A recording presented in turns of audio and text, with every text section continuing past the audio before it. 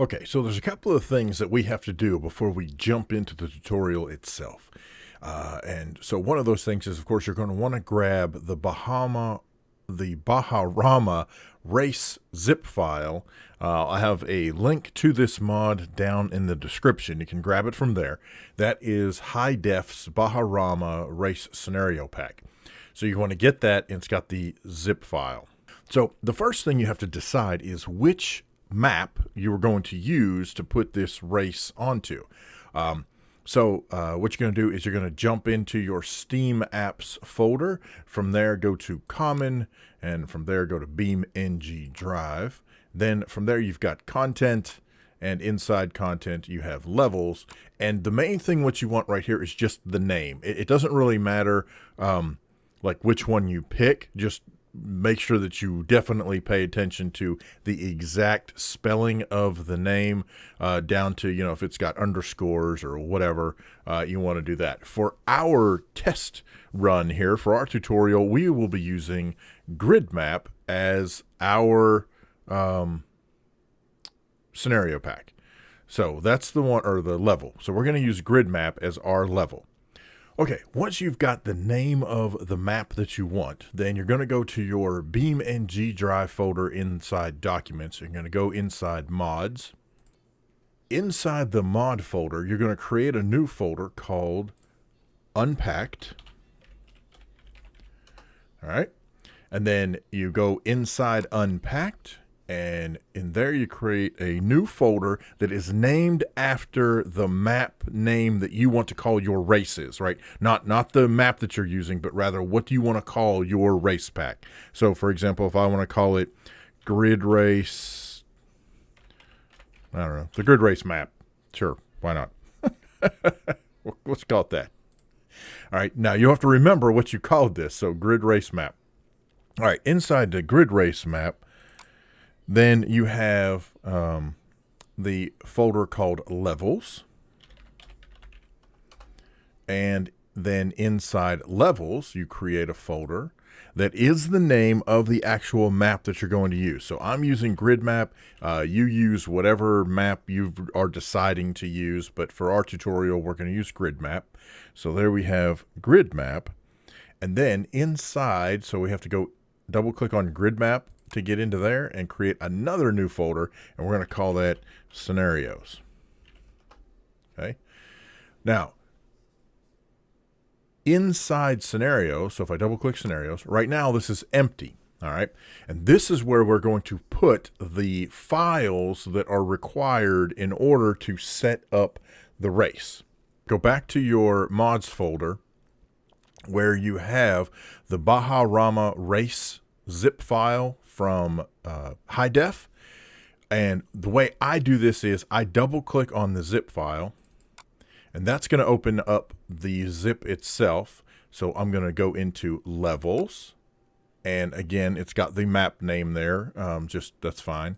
So we go into there and we go into Scenarios. Now you're going to see he's got a bunch in here because he's got several different race options. You only need, if you're doing just one scenario, so each set is a separate scenario. So we just need one to practice with.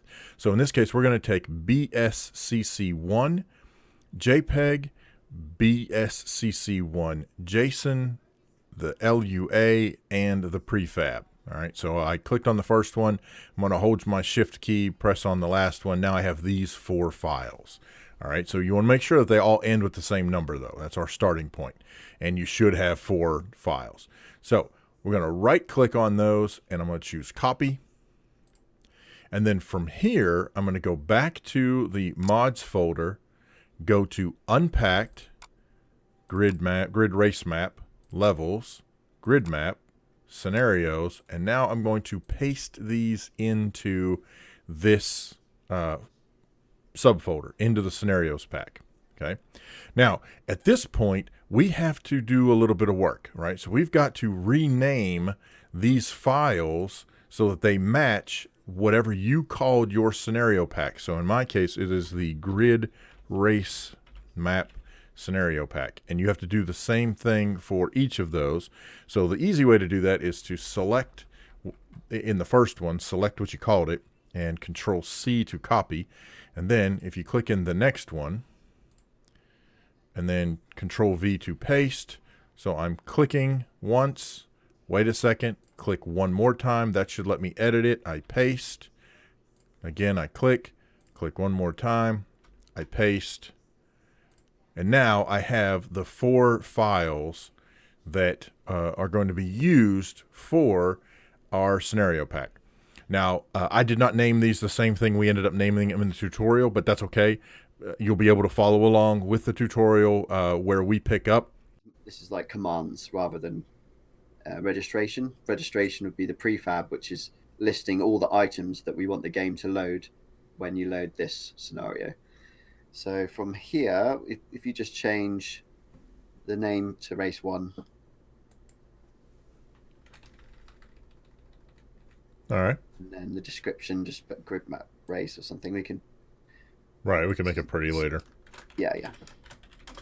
It doesn't even need to be made pretty, but that's where you would write a nice example, like a description of what's going on. And yeah, we need to change that to, if you press paste, it should still be on the clipboard. It needs to be the same name as all the files of this scenario.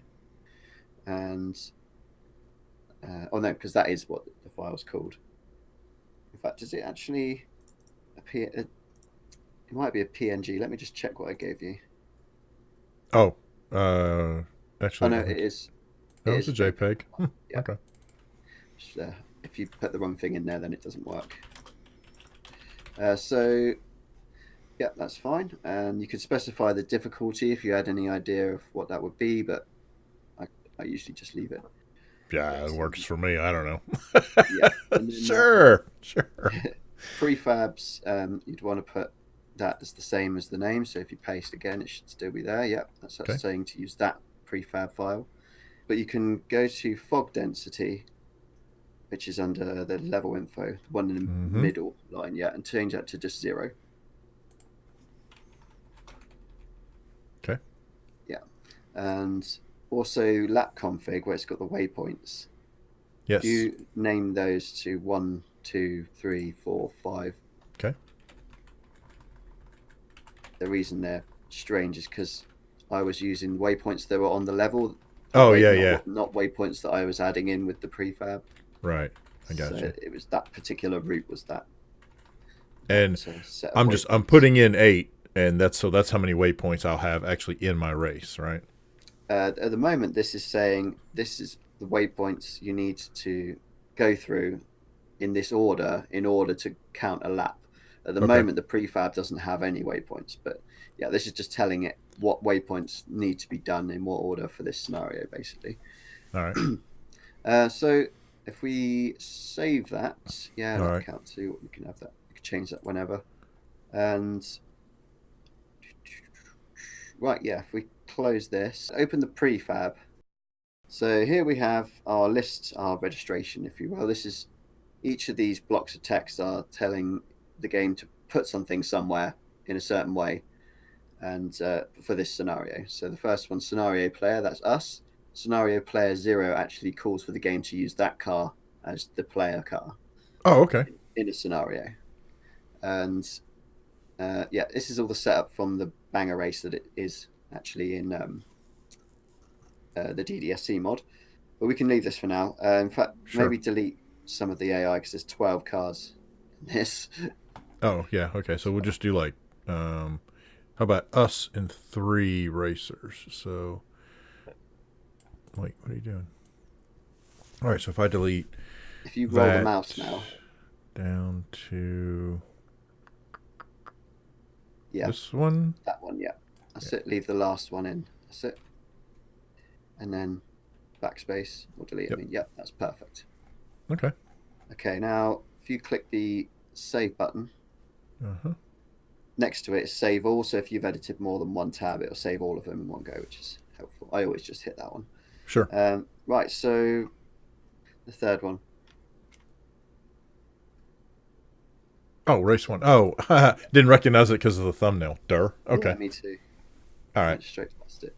That's okay. And then play. All right. Okay. Well, that's because the map's positioned correctly, like my map's positioned correctly at the 0 point. Okay. So If we press Shift C to unlock the camera, Mm-hmm. and then F11.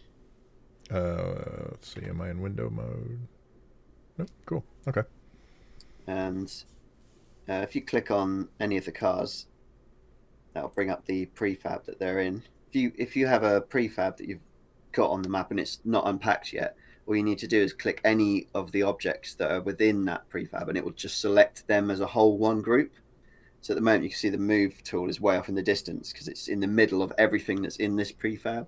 Sure. You have to unpack it for you to allow it to actually understand them as individual things. So if you right click on the prefab, the little box on the scene tree, and then unpack. All right. All right. Now we're unpacked. And what do you do then?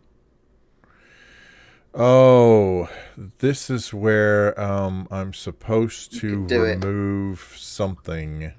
Yep, you can do it. You'll see it straight away and be like, "Oh, what's that?"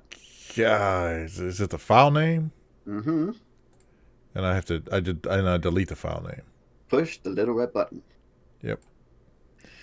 Wow, that's going back, man. It's going back. Yes, yeah. I do remember that. Okay. If you don't do that, at least it used to be a bug where if you didn't delete that file name, when you repack everything, the positions weren't saved. The values for the positions weren't saved correctly, and they'd be off in random places. So that's bit me a couple of times, but I've made that a very clear habit. So right now we are ready to modify the prefab. Okay. So first things first would be we need to fly up in the air and have a look down and look at kind of what we actually want to do for a track. So the idea is here that you can just make a racetrack anywhere you want and have this formula running. All you need is the lure and a prefab that has the stuff in it, as we're explaining. I mean, I'm happy for anybody to unpack my DDSC mod or the Bajarama mod and you clone one scenario from there using the 4 files, which are the thumbnail, the JSON, the lure, and the prefab. You need the lure for the AI to work, and you need the other things for a scenario to work. So what you can do is basically lay down a decal road anywhere you want on any map, and you I think it would have to be a loop. I'm not sure if the AI would work if it was an end-to-end. Right. But, yeah, you'd generally want to do a circuit, and you can make them race anywhere. Whether they'll be able to race where you tell them to go. That's right. That's a whole other story. Yeah, the AI prefer smooth corners, and they react well to well-placed nodes as you're placing the road down. Like you need to put the points like an even distance apart and make the curves smooth. Otherwise, they just start doing 7-point turns everywhere. So, yeah, I guess we could just sort of go through these ramps, sort of slalom about a bit, not make it too difficult, but give them something to drive on. So if you want to select the decal road tool and just start slapping something down, and then you can just move the nodes as you want. So it's the second from the end, road editor. That's the one. Oh, okay. It's been a while. And it had been for me when I did the Bajarama mod the other day. I was thinking, wow, it's been a while since I've done this kind of mod. But good spot there. Default width is always something to consider before you start putting your nodes down. Otherwise, you have to go over each node and change the width. So generally tends pretty wide. And you could probably go as 7 for this, I would say. They still need a fair berth to to drive through. Otherwise, they'll get confused. I think new roads always selected as default. So as soon as you click somewhere, it will start placing down a road. All right, so we can just start back here, I guess. Yeah, and then maybe zoom in a little bit more. If you right click and hold W, just fly down a bit. Yeah, just so you can see your node positioning a bit better. Oops. There we go. So yeah, keep them about that distance apart all the way through. There we go. And the AI will have a much better time.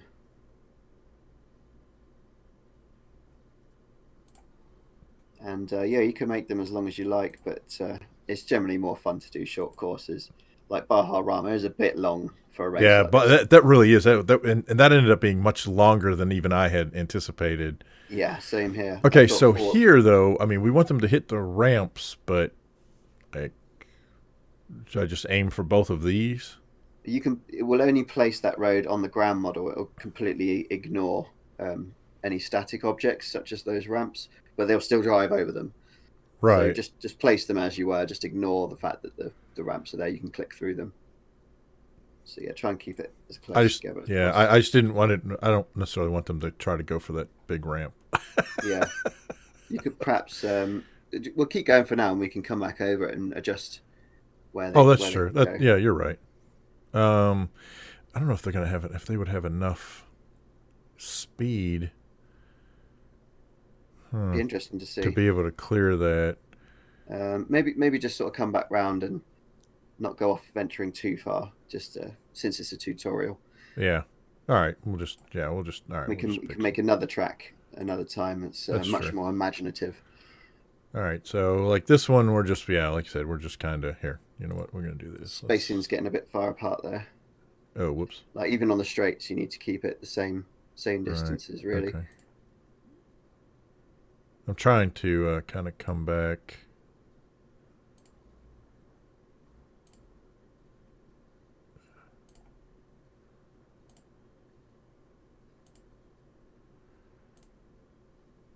Oops, that's probably a bit much. That's all right. We'll tweak these when we. Mm-hmm. You can always add more as well. If you click somewhere in a big gap, you can add a node to the gap. Sort of thing. We'll just come bounding through here. Why not?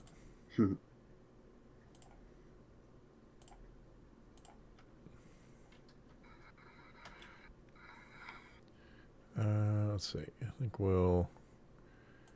I don't know if I can pull this off or not.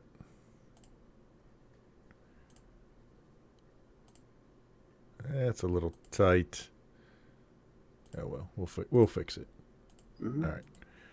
Yeah, I keep finding that when I'm doing stuff like this, I'm trying to be really meticulous, and I'm thinking I could just move it afterwards. Right. So I can fix this. What am I doing? I always forget to do that. Okay. We have something of a track to finish it. Well, you've done quite a bit of stuff with the editor anyway, so. Yeah. Remember when we did the tunnels? That was a great discovery. Yes. That was discovered it. That was fantastic, man. I was like, wait a minute, we can delete areas of the ground. How about that? All right. The buttons were staring us in the face the whole time. Yes, right in front of us. Right. So at this stage, we can have it so that the road is invisible. It's just there for the AI to use.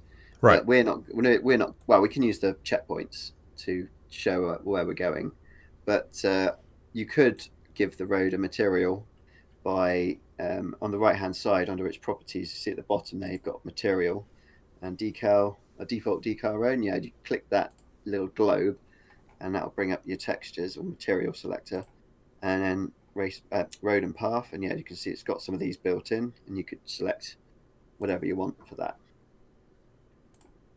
There we go. And I suppose we just as well have it in, just so we can see where we're actually supposed to go. Sure.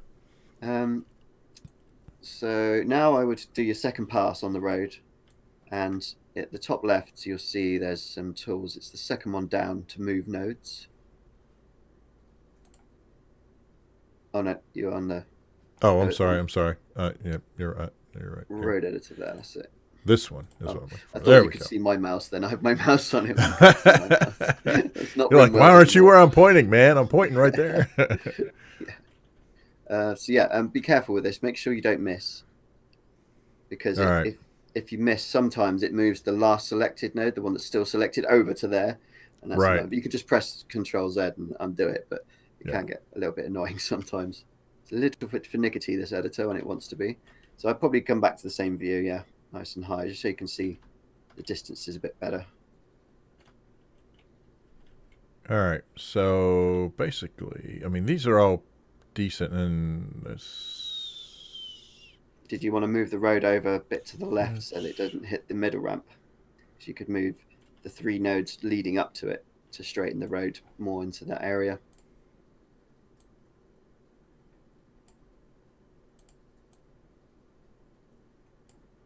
And then if you moved the node behind the ramp, you could probably get them to prefer either no ramp or the little ramp.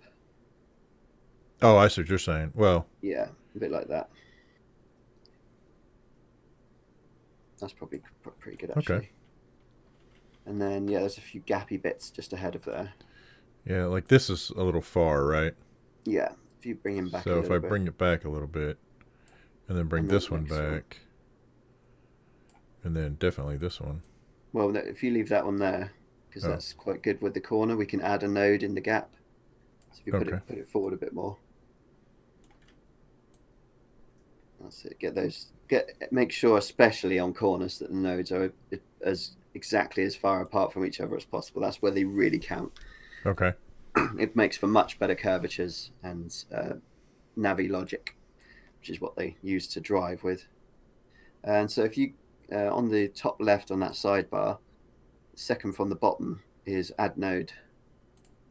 Okay. And if you click carefully, like on the line in that big gap. This right here? Yeah. There we go. There we go. And then if you go back to the move tool. Yep. And then you should better get that into a nice curve. That's it. Lovely. And okay. This, yeah. I mean, just look at to me. This still looks kind of weirdly tight, or is that just? It doesn't matter. I mean, you could have it like that if you wanted to. Yeah, I mean, it's not going to be too bad on the AI. They do prefer sort of smoother, but that's fine. It's not like it's jagged or anything like that. Right. Disjointed or something like that. But yeah, the rest of the nodes look pretty good around there. All right. And then we get down here.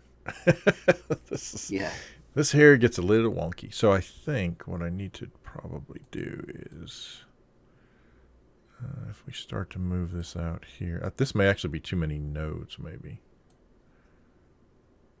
Or maybe just a little too much. Yeah, it's not too bad. Yeah, maybe a little bit too much, actually. That one could do with being removed. So underneath the add node tool, there's a remove node tool as well. Yeah. You can do the same thing by that. Yep, and then you can rearrange those a bit and should now we can space the gap a bit better.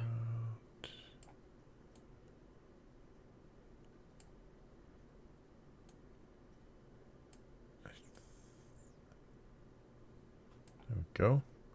Sorry, I'm not talking. This is what happens when I'm concentrating. Yeah, that's good. I go silent. It's all right. All right, cool. I find that a lot of my driving videos. I'm really trying not to crash, but realize. Yes, yeah. Like, sorry, I'm not talking to you people, but I'm trying to not, die. Probably the most common phrase said in gaming YouTube videos. Yeah, that's right. Okay, that's looking pretty good. That actually looks pretty decent, I think. Not bad. Okay, now the end, though, do I need to overlap this a little bit more? Yeah, just a touch. I would just for the sake of it not being because there's a gap. Right. And I think what I'll do is there. That way, I don't think it'll be quite. I don't think it'll be too obvious what's happening there. Okay, cool. Right. Okay. All right. So now where do we go? We need to set this road to be drivable. So under the properties, there's a setting under path findings that says drivability -1 on the right-hand side. Drivability -1. Yeah, so we'll set that to 1. And yeah, I was going to say this one ought to be probably a 1, I would think. Okay. And if this is -1, it makes the roads not show up on the navigation app, the like sat-nav thing. Oh, okay. And if it's anything above 0, then it will show up because the AI are looking for it. That's basically the difference between them on the AI roads or not AI roads. If they show up on the navigation map, they're AI roads, definitely, and the AI will drive on them. But yeah, if there's no navigation app data, if you can't see the roads on that app, then the AI will not. That's a sign that AI would not work on this map or on these roads at least. Okay, the ones I got you. Driving on at the time. So from here, we need to place some waypoints. Yes. So if you go to the object editor, just where I went before, and then you go back the other side to library. Okay. In fact, we can do it this way. If you go to level, Mm-hmm. and then BeamNG, Mm-hmm. Okay. and then waypoint. Okay. But we could have just as easily have just shift cloned from one of the existing waypoints on the map. But that's how you get one if there are no waypoints anywhere. Oh, okay. So if you click Align to Terrain at the top, if you remember where that is, in the top middle next to the magnet. Right there, yeah? No. Next one. Next one. I was so close. Yeah, okay. That just means it'll stick anything to the terrain as you move it. So there we go. Now if you get a bit closer, and then if you press, I think it's 4, it'll bring up the scale tool. Okay. These are the tools that are on the left-hand side as well, the move, rotate, and scale. And then make it sort of as wide as the road is. Yeah. Somewhere in there. Let me... Well... Back to scene. That's it. And then waypoint. That's it. Come back over here. There. I just need to see what it's doing. Yeah. So perhaps a touch bigger than the width of the road.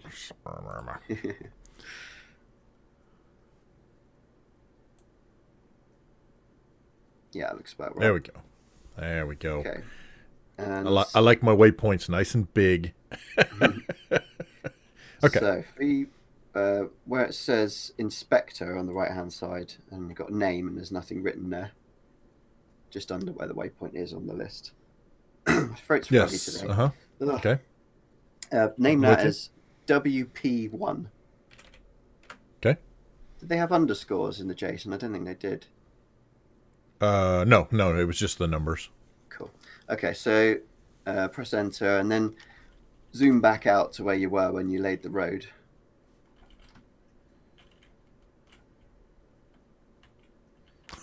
That almost looks like a not very friendly racetrack. Okay, but anyway. Most racetracks do. Well, that's true. That was purely unintentional. All right. Anyway. So yeah, if you move that to where you want the start line to be, don't use the XY plane, like the square on the bottom plane. If you move your mouse up a bit, left a bit, up a bit. I'm trying, man. I can't find it. I'm just directing you. There we go. So there you go. Yeah. So you can move it on both X and Y axes, but not Z axes. Right. So you want to keep it there. Well, even though the terrain locks on anyway, but yeah. So yeah, wherever you think would be a good start line. Oh, okay. So this is going to be the start, right? Okay. So we'll say this is the start. All right. I'll just confirm actually how the that's fine. The layout goes. It's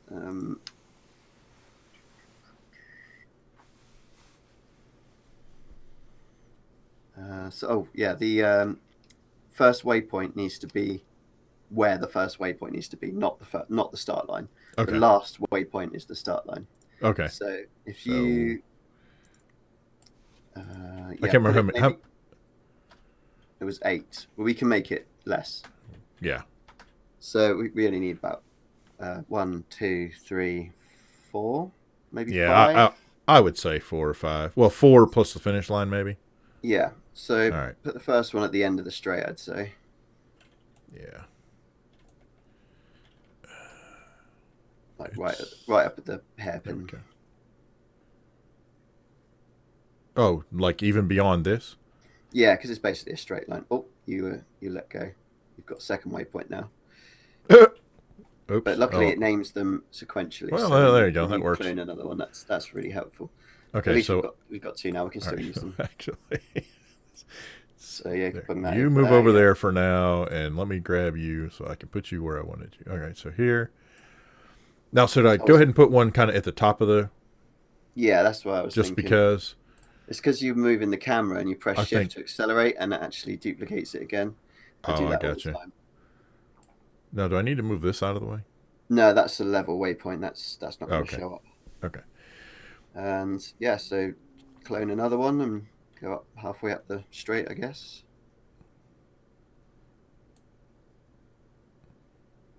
Up here? Yeah, I do. Somewhere in there anyway. And then perhaps another one at the end of the S bend. That's at the end of this straight. Trying to get my, let's see, got to get my camera and my X and Y and all that good stuff going. Yeah. Here we go. So grab that. By the way, I'm holding the shift key. As HighDef had said earlier, when you hold the shift key and drag, it's going to duplicate. So where do we say here? Probably just at the end of the S, so where the ramp is. Yeah. All right. And then... Let's see, so that's 4. Perhaps another one just I after, guess another one kind of up here somewhere, maybe. Maybe just after that turn. Okay. So as you come onto the straight, just as you straighten up for the last little kink. I mean, this doesn't really matter. No, I know, you don't have but to worry too much. But it's how wherever you think that they'd be necessary, and you can also use them as split times. Oh, and actually, no, you can't be scenario mode. That's for time trials.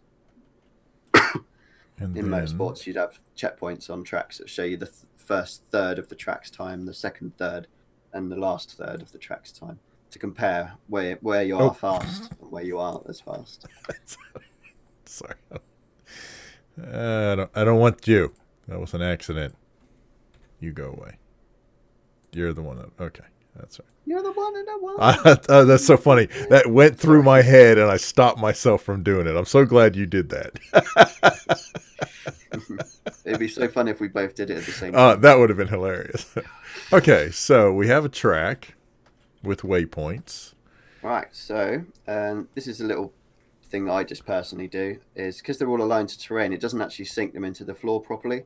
So if you click the Align to Terrain tool off, okay, and select all the waypoints, okay, and then move it down and it put them all into the ground just as much, so just about there, just so the entire circumference of that orb is where it counts on the surface of the ground.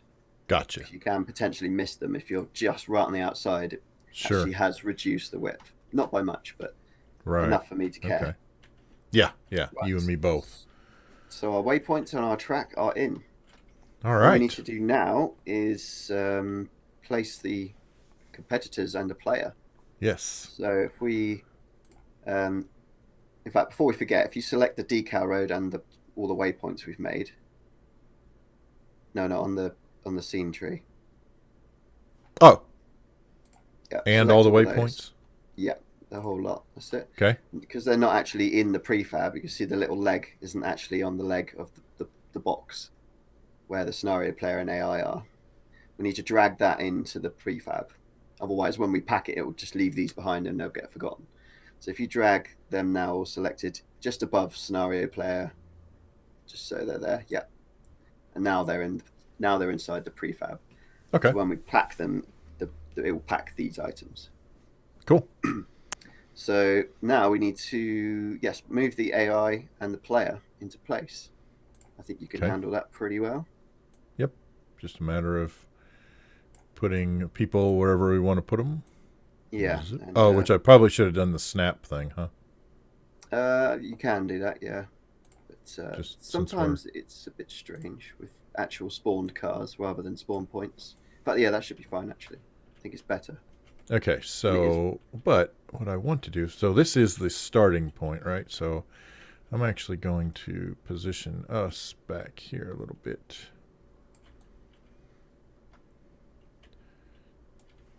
And I'm going to get stupid nitpicky, I know. So I'll try not to spend too much time. It's all right. Horking around with exactly where they're placed.